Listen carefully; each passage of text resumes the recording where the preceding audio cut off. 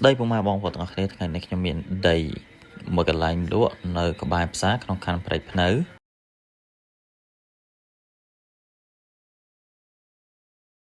មានទំហំ930ម៉ែត្រការ៉េ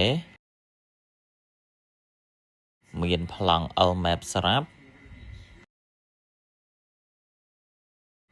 មានក្បាលដី23ម៉ែត្រគុណនឹង50ម៉ែត្រ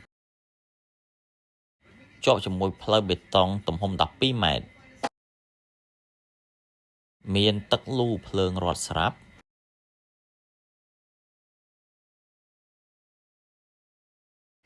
ចម្ងាយត្រឹមតែ70ម៉ែត្រពីផ្សារត្រពាំងព្រាយទីតាំងដីនេះនៅគៀកជាមួយនឹងបឹងតាមុកនិងផ្សារដាំកថ្មី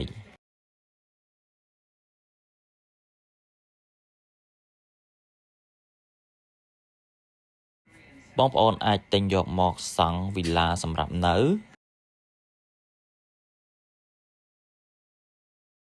យកមកសង់ជាផ្ទះជួលតូបជួលឬផ្ទះល្វែងសម្រាប់លក់បានឬក៏អាចយកមកសង់ជាឃ្លាំងជួលឃ្លាំងស្តុកទំនិញឃ្លាំងស្តុកបន្លែផ្លែឈើជាដើមទីតាំងល្អស្ថិតនៅក្នុងទីប្រជុំជនក្បែរផ្សារសាលារៀនមន្ទីរពេទ្យនិងសាលាសង្កាត់តម្លៃពិសេសត្រឹមតែ